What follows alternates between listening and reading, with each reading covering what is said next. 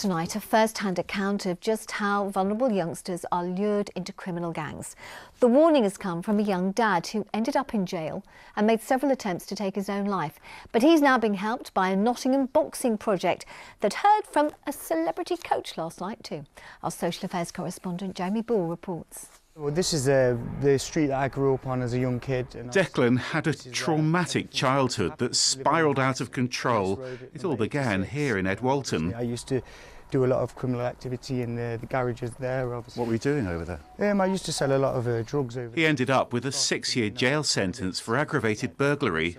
I was hanging around with people at like 27 years old when I was 13, you know, and they got me committing silly offences like, you know, if they had a problem with somebody, you know, like smashing windows, I felt that they would do anything for me. Kind of groomed into thinking they're my family, you know, and showing me love. So why do you think they picked on you? I was around a lot of violence as a young kid. I was vulnerable, I was struggling with mental health problems, you know, myself, obviously, and they obviously see me, you know, being this little, you know, want to be gangster, you know, on the streets.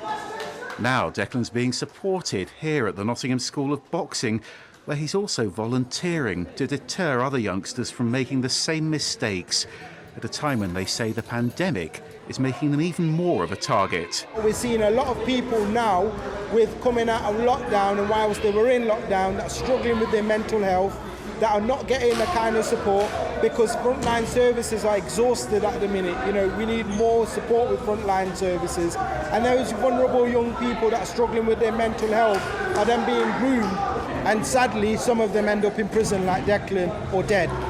Declan didn't get that help until he'd made several attempts to take his own life. Now, though, light at the end of the tunnel. If I didn't have the support network that I've got now, I don't think I'd be here telling you the story today. I was very suicidal, and I feel that like my future itself is looking very bright. And last night, a celebrity visitor with a similar life story, the world boxing champion Tyson Fury's dad, John, who served a long prison sentence. Glove. Again. I'm here to spread positivity and let young people know at this early age, this tender age, this impressionable age, it is a way forward working with professional people, and there's help at hand. It's a pandemic on its own, the mental health, let alone what's happening with COVID-19. And I just want to address it because I've been there, I've been through what these kids have been through. You know, I've been to prison, I've done all the wrong things, I've been depressed, I've come off of family depressants. You know, and like I say, I've been there with my own son Tyson, you know, and we've battled through, and now we've come from the bottom to the top of the world, you know, and I'm just want to show to everybody on the planet that this is achievable.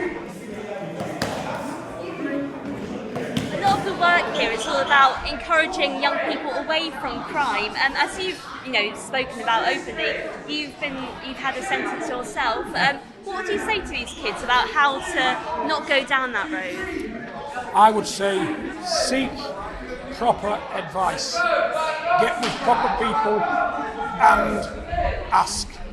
And just say, look, you know, I'm down, I'm depressed, I'm lost, I don't know what I'm doing, can you please help me? And there's millions of people out there to help. I was overwhelmed at the support we got from the public.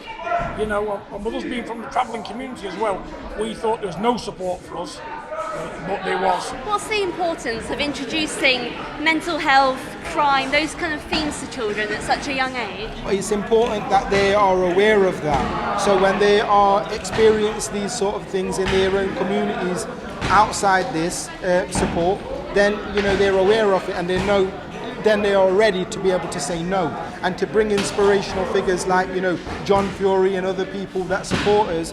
It's great because it shows that, you know, these people are human as well, and they go through these sort of issues and they've made mistakes, and, you know, you can put them behind you and you can turn your life around. Good boy.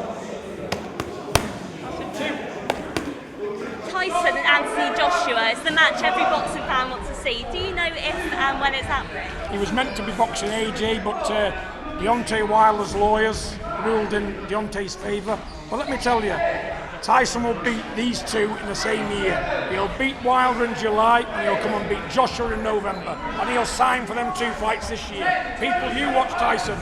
He's already signed for Wilder, he's going to sign for AJ. And it will be this year. You can guarantee that. You got my word, that's a pledge to all the fans in the world.